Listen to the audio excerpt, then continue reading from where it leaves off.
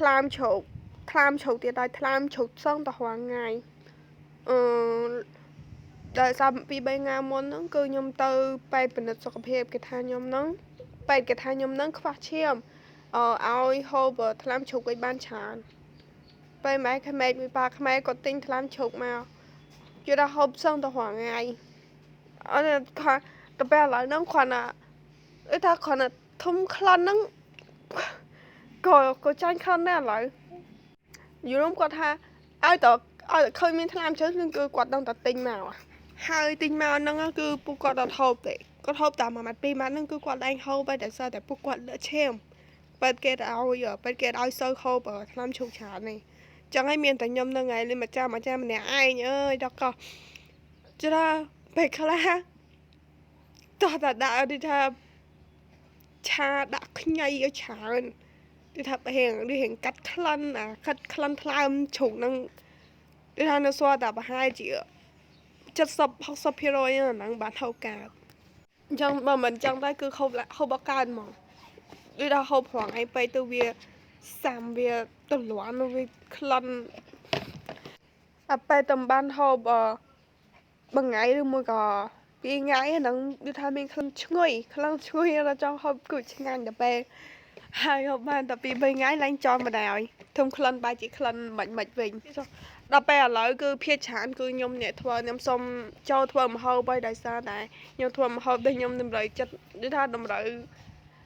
មាត់ខ្ញុំដែរហើយណាមួយឃើញពួកគាត់រវល់ផងនៅខាងហ្នឹងគឺគាត់ដកស្មៅស្រូវដកស្មៅតៃដៃដកស្មៅតៃសៀងពោតបន្លែប្លុកអីហ្នឹងច្រើនហើយតំណាំអីហ្នឹងនៅក្នុងផ្ទះហ្នឹងក៏គាត់ធ្វើខែផ្ទះហ្នឹងក៏គាត់ធ្វើហើយយើងមកនៅជាមួយពួកគាត់បើយើងមិនធ្វើអីសោះក៏វាមិនកើតការងារណាដែលយើងអាចត្រូវជួយបានគឺជួយនឹងឯងបើរឿងធ្វើម្ហូបខ្ញុំសុំខ្ញុំអ្នកធ្វើហើយដោយសារតែពួកគាត់ធ្វើម្ហូបដូចជាថាមិនផ្អាប់គាត់អីគេទេគឺគាត់ធ្វើម្ហូបនេះរៀងប្រៃ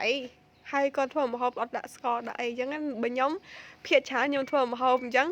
ដូចឆាយអញ្ចឹងគឺខ្ញុំដូចដាក់ស្ករតិចចឹងហើយមានជាតិឆ្ងាញ់មានជាតិតិចហើយណាមួយដឹងស្រាប់ហើយជនជាតិចិនភាគច្រើនគឺពួកគេធ្វើម្ហូបតែ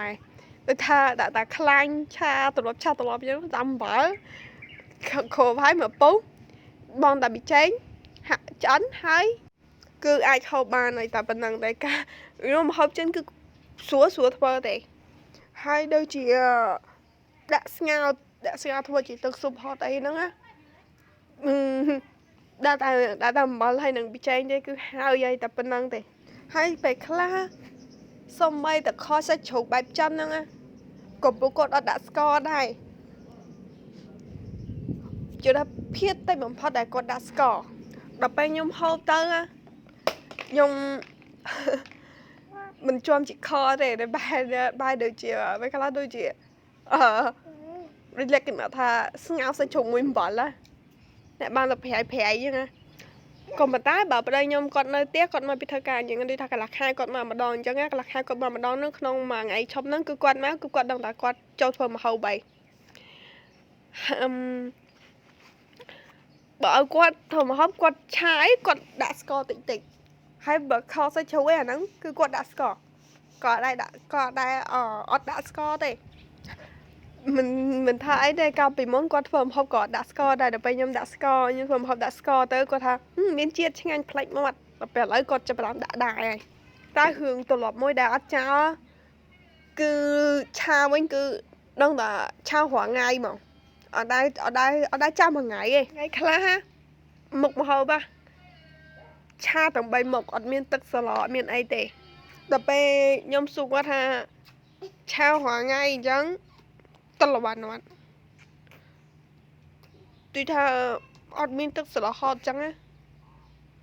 មិនដែរគាត់ថាអត់អីផងធម្មតាគាត់ហូបមកតាំងពីហើយគឺគាត់ហូបបែបតែអញ្ចឹងទេមិនសូវមានទឹកសឡហត់អីទេហើយមួយទៀតដូចថាទឹកសឡដែលស្ងោររបៀបជាស្ងោរស៊ុបអញ្ចឹងណាក៏គាត់លួចមានថាលួចដាក់ខ្លាញ់ទេគឺគាត់ដាក់ខ្លាញ់យ៉ាងហើយណាក៏បានមកសវាដែរ ngày môn nó nhầm thơ tức sợ lọ ọt miên đã khăn như thế và bà ấy có thay nhỉ mấy bạn nó đã khăn nhọt chăng anh đây nhung đấy thà bốc quạt hộp khăn chán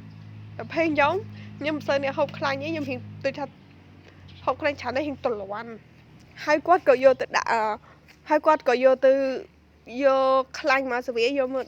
mà đã được khăn tức sụp nặng vậy luôn tới xong bay tại chấm hơi bông tiền á có quạt đã khăn này đó bạn đã khăn thế có thể được khóa mạch được chỉ khóa ấy mình giảng được ngôi được ngay hai nhóm còn bằng vậy tham mấy đấy tham mấy bà bố qua tờ lập hồng chẳng hay